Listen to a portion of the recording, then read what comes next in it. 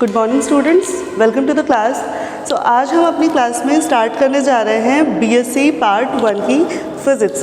सो BSc part 1 में हमारे पास 3 paper होंगे। 3 पेपर कौन कौन से होंगे हमारे पास बीएससी पार्ट 1 में? देखिए, एक पेपर होगा हमारे पास पहला मैकेनिक्स यानी कि यांत्रिकी। एक पेपर होगा हमारे पास मैकेनिक्स। दूसरा पेपर हमारे पास जो होगा वो होगा waves and oscillation. Waves and oscillations,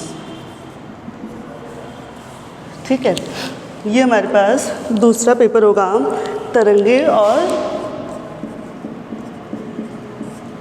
तरंगे व दोलन, ठीक है। ये दूसरा पेपर होगा हमारे पास। तीसरा पेपर हमारे सिलेबस में है वो है इलेक्ट्रोमैग्नेटिज्म।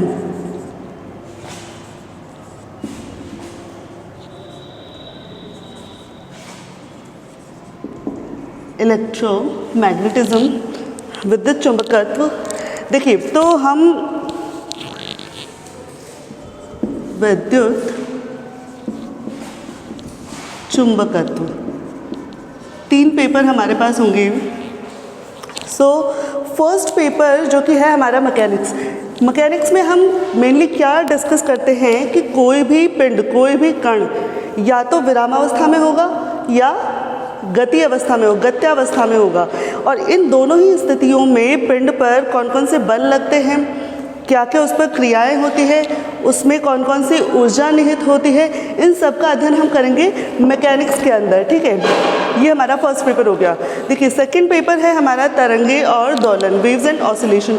इस पेपर में हम क्या पढ़ेंगे कि जो वेव्स होती हैं उनके साथ में कौन कौन से फिनोमेनाज रिलेटेड होते हैं। देखिए, वेव्स की सहायता से हम कौन कौन से फिनोमेना को स्टडी करते हैं। Reflection, refraction, superposition, interference, diffraction, ये सभी फिनोमेना हमको डिस्कस करने हैं इस पेपर के अंदर, इस बुक के अंदर, ठीक है। थर्ड पेपर हमारा हो जाता है इलेक्ट्रोमैग्नेटिज्म, विद्युत चुंबकत्व, यानी कि इसमें मेनली हमें क्या पढ़ना है, इलेक्ट्रिक फील्ड, विद्युत क्षेत्र और मैग्नेटिक फील्ड दोनों में किस तरह से रिलेशन होता है और एक दूसरे की हेल्प से हम इन्हें किस तरह से जनरेट कर सकते हैं। जब ये दोनों किसी कण पर, किसी पिंड पर एक साथ लगाए जाते हैं तो उस पिंड का व्यवहार किस तरह का होता है, ये सब हम इलेक्ट्रोमैग्नेटिज्म जो कि हमारा थर्ड पेपर है बीएससी पार्ट 1 का, इसमें हम पढ़ेंगे, ठीक है।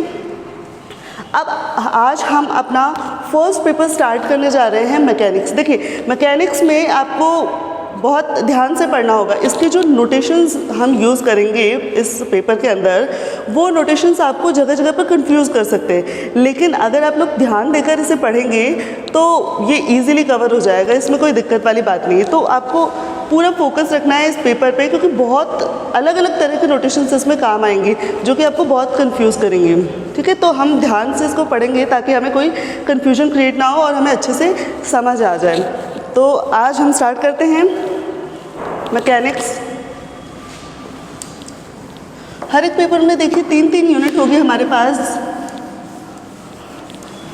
और हम आज अपनी फर्स्ट यूनिट नहीं, एक तरह से हम थोड़ा डिस्कशन कर रहे हैं कि मैकेनिक्स में हमें पढ़ना क्या है, ठीक है। ये हमने डिस्कस करना है, ठीक है। तो फर्स्ट यूनिट जो है हमारी मेनली इनर्शियल और non inertial frame of reference है। तो सबसे पहले हमको पढ़ना पड़ेगा फ्रेम ऑफ रेफरेंस क्या होता है। देखिए, कोई भी वस्तु है या तो वो विराम अवस्था में होगी, मतलब एक जगह पर स्थिर होगी, या फिर वो गति करती हुई होगी यानी कि गत्यावस्था में होगी। यानी कि पिंड की स्थिति को अगर हमें बताना हो, ठीक है, स्थिति को अगर हमें बताना हो तो हम क्या बताएंगे कि या तो वो पिंड कैसा है, विरामावस्था में है, कैसा है, विरामावस्था में है, या वो पिंड कैसा है, गत्यावस्था में है, ठीक है। या तो पिंड विरामावस्था में है या गत्यावस्था में। लेकिन ये हम कब कह सकते हैं कि विरामावस्था में है और गत्यावस्था में है? ये दोनों ही स्थितियाँ कैसी है, सापेक्ष स्थितियाँ हैं। किसी के सापेक्ष में, किसी के रेफरेंस में हम कहते हैं कि कोई वस्तु स्थिर है। जैसे कि मैं यहाँ खड़ी हूँ, ठीक है, यहाँ खड़ी हूँ और ये बोर्ड को अगर मैं कहूँ तो क्या कहूँगी कि ये विरामावस्था में है। लेकिन अगर मैं गति करूँ, ठीक है, अगर मैं गति करूँ तो मेरे रिस्पेक्ट में मुझे क्या लगेगा कि मैं इधर गति कर रही हूँ बोर्ड, और बोर्ड पीछे की तरफ को गति कर रहा है। यानी कि हुआ तो ये स्थिर ही, लेकिन मुझे कैसा प्रतीत हुआ कि ये गति कर रहा है और मेरे गति की दिशा के विपरीत गति कर रहा है। यानी कि स्थिर होते हुए भी इसकी स्थिति मुझे कैसी लगी, गत्यावस्था में लगा ये बोर्ड, ठीक है। तो ये जो भी स्थिति होती है पिंड की वो कैसी होती है, सापेक्ष स्थिति होती है। किसी फ्रेम ऑफ रेफरेंस, किसी निर्देश तंत्र के सापेक्ष में हम गति बताते हैं, ठीक है। तो जिस वस्तु के सापेक्ष में गति बताई जाती है, जिस वस्तु के सापेक्ष में स्थिति बताई जाती है किसी दूसरी वस्तु की, उसको क्या कहते हैं हम, निर्देश तंत्र कहते हैं, निर्देश तंत्र कहते हैं, ठीक है। तो निर्देश तंत्र की डेफिनेशन हम क्या कहेंगे, निर्देश तंत्र की डेफिनेशन होगी एक ऐसा निकाय जिसके सापेक्ष किसी भी पिंड या वस्तु कह सकते हैं आप, वस्तु की स्थिति निर्धारित की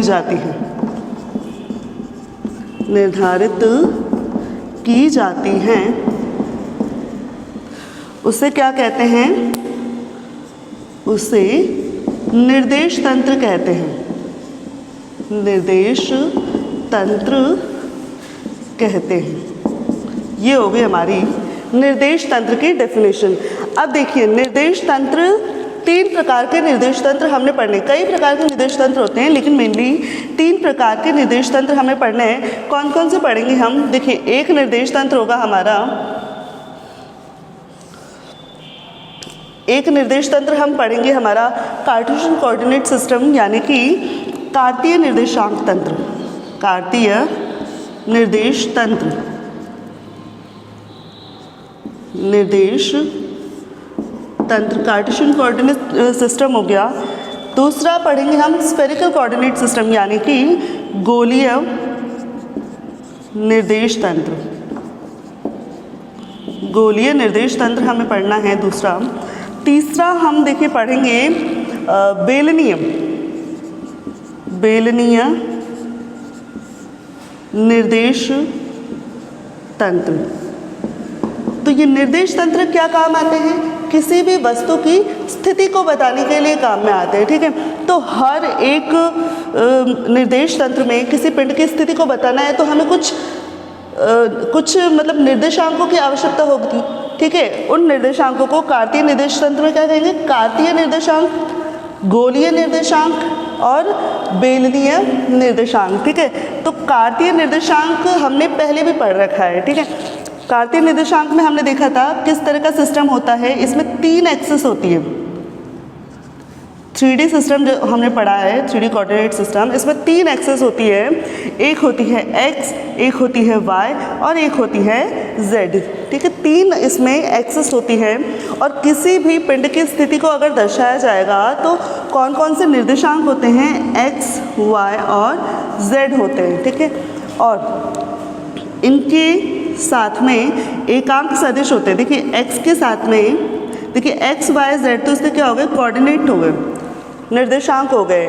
मान लीजिए कोई पिंड है यहाँ पर, ठीक है, कोई पिंड है यहाँ पर जिसे हमने P नाम दे दिया है, तो P के निर्देशांक क्या होंगे, x, y और z होंगे। तो x दूरी कौन सी होगी कि हमने क्या करना है, यहाँ से ये देखिए, और देखिए ये इसका हो गया एक स्थिति सदिश, ठीक है। ये हो गई हमारी x डिस्टेंस, ये हो गई हमारी y डिस्टेंस, और इसको जब मतलब इस तरह से काटा जाए, यहाँ से लंबवत दूरी आती है तो ये दूरी हो जाती है हमारी z, ठीक है, ये z दूरी होती है, ठीक है।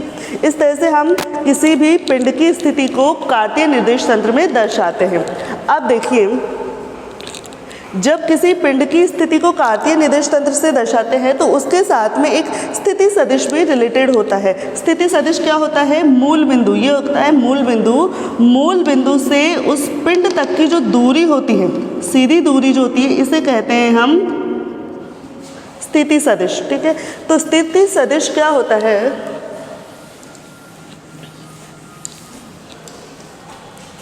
स्थिति सदिश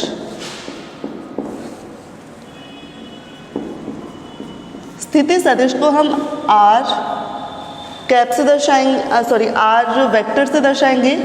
और ये क्या है? ओपी। ओपी डिस्टेंस जो है वो स्थिति सदिश हो गया। देखिए एक्स वाई जेड इसके निर्देशांक हैं। ठीक है, तो एक्स क्या है? एक्स एक्सिस पे है और एक्स एक्सिस के साथ में जो एकांक सदिश होता है उसको किससे लिखते हैं? आई कैप से लिखते हैं। ठीक है, इसी तरह से y एक्सिस पर है तो y एक्सिस के साथ में जो एकांक सदिश रिलेटेड होता है वो होता है j कैप। ठीक है, इसी तरह से z के साथ में जो एकांक सदिश है वो है k कैप। ठीक है, तो ये हो गया है स्थिति सदिश। ठीक है, ये हो गया स्थिति सदिश। अब अगर स्थिति सदिश की लंबाई हमें प्राप्त करनी हो, क्या है?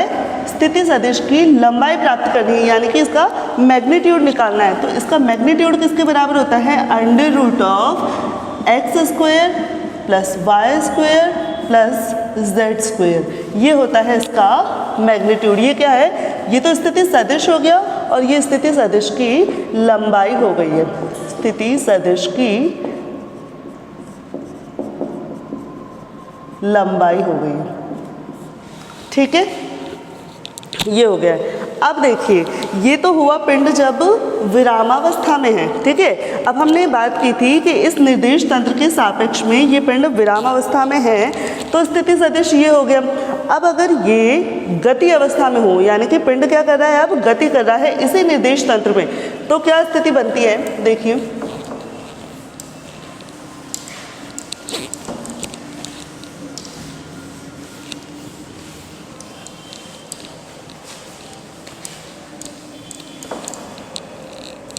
देखिए ये हमारा वही निर्देश तंत्र हो गया। एक्स एक्सिस, वाई एक्सिस और जेड एक्सिस। मान लीजिए पिंड एक टाइम टी पर, t1 पर यहाँ है, इसको हम p1 नाम दे देते हैं और यहाँ पर इसका स्थिति सदिश क्या होगा? r1 होगा। ठीक है, एक टाइम पर्टिकुलर t1 टाइम पर ये पिंड जो है p1 स्थिति में है, तो मान लीजिए ये गति करके t2 टाइम पर p2 स्थिति में आ जाता है। t2 टाइम पर कहाँ आ गया? p2 स्थिति में आ गया। तो इसके साथ जो रिलेटेड स्थिति सदिश होगा वो क्या होगा? देखिए p1 से गति करके कहाँ आया है? p2 पर आया है और ये क्या हो जाएगा? r2 इसका स्थिति सदिश हो गया। यानी कि इसका विस्थापन कितना हुआ? ये विस्थापन हुआ और विस्थापन को हम किससे डिनोट करेंगे? डेल्टा r से डिनोट करेंगे। ठीक है, तो अब यहाँ देखते हैं कि डेल्टा r किसके बराबर होगा। देखिए त्रिभुज नियम जो है वेक्टर का, सदिशों का त्रिभुज नियम क्या कहता है कि यहाँ से अगर मैं एक दिशा में चलूँ, यानी कि r1 प्लस डेल्टा r किसके बराबर होगा? विपरीत दिशा में आ रहे r2 के बराबर। यानी कि r1 किस नियम से हमने देखा है इसको? सदिशों के त्रिभुज नियम से। सदिशों के त्रिभुज नियम से, त्रिभुज नियम से क्या देखा हमने कि r1 plus delta r is equal to r2 है। यानी कि विस्थापन डेल्टा r कितना हो गया है? विस्थापन डेल्टा r हुआ है हमारा r2 माइनस r1 हो गया है। ये हमारा विस्थापन सदिश हो गया है। क्या ये विस्थापन सदिश हो गया है? ठीक है, अब देखिए अगर इससे रिलेटेड हमें देखना है वेग, माध्य वेग क्या होगा? माध्य वेग क्या होगा? विस्थापन डेल्टा r। ठीक है, अपॉन टाइम, टाइम कितना हो रहा है t2 time minus t1 time. देखिए ये t2 पोजीशन पे है और ये t1 पोजीशन पे है, ठीक है। यानी कि इसको मैं क्या लिख सकती हूँ, delta R upon delta T लिखा जा सकता है। ये हमारा हो गया है वेग। वेग को हम किससे दर्शा दें, v वेक्टर से दर्शा दें, ठीक है। यानी कि अगर मैं लिखूँ तात्क्षणिक वेग, देखिए माध्य वेग के लिए मुझे क्या लिखना होगा, डेल्टा आर लिखना होगा, लेकिन तात्क्षणिक वेग क्या होता है, किसी एक पर्टिकुलर टाइम पर जो वेग होता है उसे कहते हैं तात्क्षणिक वेग। तो तात्क्षणिक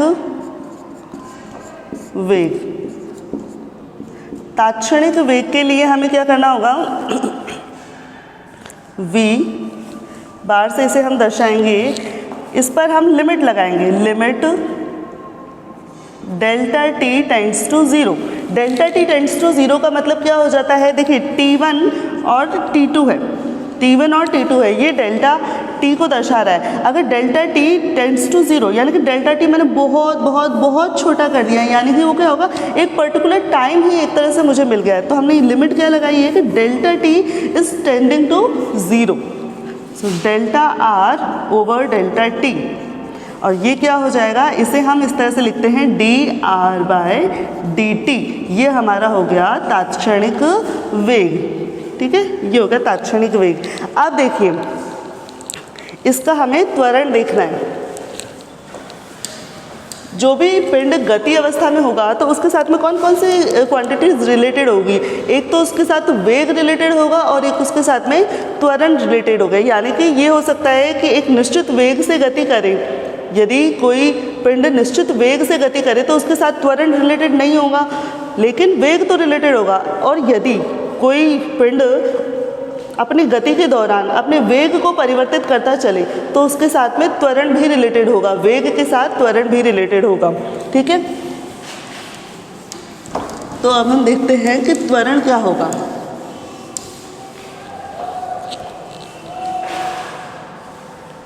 देखिए तो त्वरण होगा, त्वरण को हम ए वेक्टर से दर्शाएंगे, तो त्वरण हो जाएगा एक और बार अगर मैं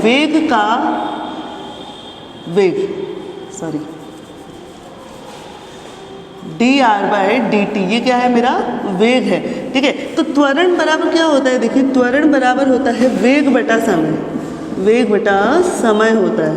यानी कि मैंने क्या किया, ये वेग ही है हमारा, D R over D T वेग है, तो वेग का मैंने एक बार और समय के सापेक्ष अवकलन कर दिया, तो ये मुझे मिल गया मेरा त्वरण। सो त्वरण को हम क्या लिखेंगे, d2 ओवर dt2 r, ऐसा लिख सकते हैं। ये हो गया हमारा त्वरण।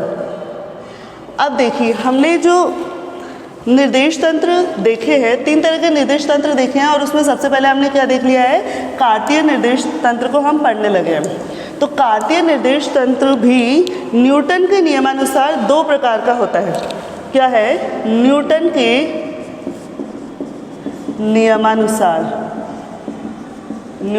नियमानुसार क्या होता है, निर्देश तंत्र 2 प्रकार के होते हैं। निर्देश तंत्र कितने प्रकार के होते हैं, 2 प्रकार के होते हैं। एक होता है जड़त्वीय निर्देश तंत्र और एक होता है अजड़त्वीय निर्देश तंत्र। जड़त्वीय निर्देश तंत्र,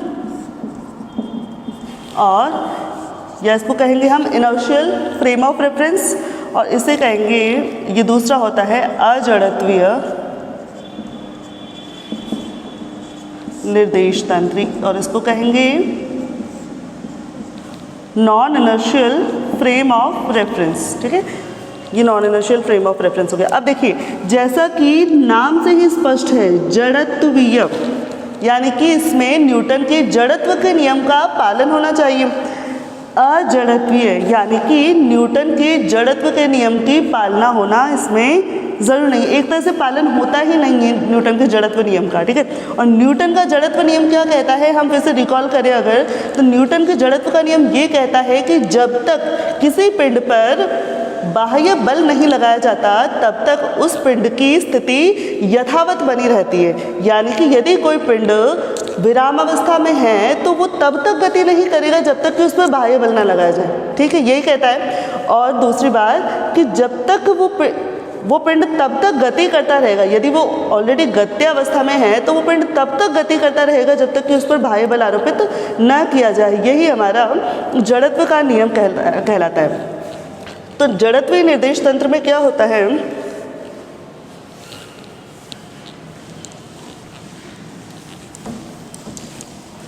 जड़त्वीय निर्देश तंत्र में क्या होता है, बाह्य बल अनुपस्थित होता है, बाह्य बल अनुपस्थित होता है, ठीक है। यानी कि F इज इक्वल टू 0, यानी कि M A is equal to 0, यानी कि M, इसको हटा दें, अभी प्रैक्टिस की ज़रूरत नहीं है।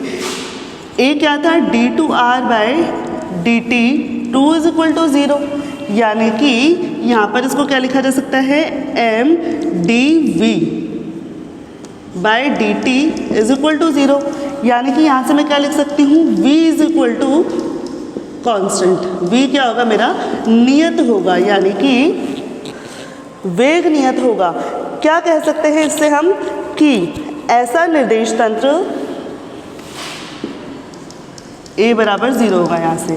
तो ऐसा निर्देश तंत्र जिसमें बाह्य बल अनुपस्थित होता है और त्वरण शून्य होता है, यानी कि जो पिंड है हमें उसका त्वरण 0 दिखाई देगा और वेग नियत होता है, यानी कि एक ऐसा निर्देश तंत्र जो या तो विरामावस्था में होता है या नियत वेग से गति करता हुआ होता है, ऐसे निर्देश तंत्र को हम कहते हैं जड़त्वीय निर्देश तंत्र। अजड़त्वीय निर्देश तंत्र को हम बाद में पढ़ेंगे, तो अभी हम जड़त्वीय निर्देश तंत्र की डेफिनेशन देख लेते हैं।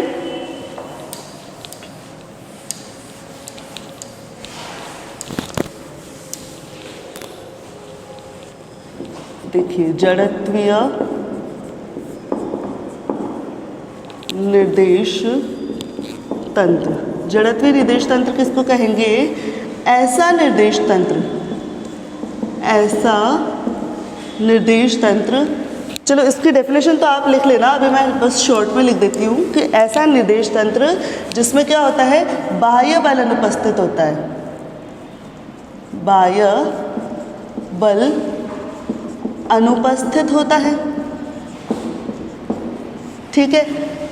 दूसरी बात इसमें क्या होती है कि या तो पिंड विरामावस्था में होता है,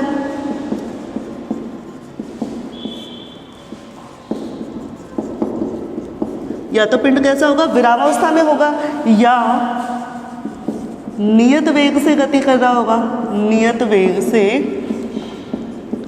गतिशील होगा, ठीक है। ये दूसरी कंडीशन हो गई। तीसरा हम ये कहते हैं, हमने देखो कहा था, पहले ही बताया कि किसी भी पिंड की जो स्थिति होती है वो कैसी होती है, सापेक्ष स्थिति होती है। तो यदि पिंड विरामावस्था में है और फिर भी हमें गतिशील अवस्था में दिखाई दे रहा है, तो वो किसकी वजह से है, फ्रेम ऑफ रेफरेंस की वजह से। इसका मतलब हम ये कह सकते हैं कि निर्देश तंत्र भी गति कर सकता है। निर्देश तंत्र या तो विरामावस्था में होगा, विरामावस्था में होता है, या नियत वेग से गति करता है, नियत वेग से गति करता है। एक तरह से कहीं भी इसमें त्वरण नहीं आएगा, ठीक है, त्वरित गति नहीं दिखाई देगी हमें पिंड की, ना तो निर्देश तंत्र त्वरित होगा और ना ही पिंड हमारा त्वरित होगा, त्वरण शून्य होगा, नियत वेग से वो गति कर सकता है। तो आज के क्लास में हम इतना ही देखेंगे, बाकी जो हमारा अजड़त्वीय निर्देश तंत्र है वो हम नेक्स्ट क्लास में देखेंगे, और भी टॉपिक्स हैं इस यूनिट में वो हम नेक्स्ट क्लास में देखेंगे। Thank you.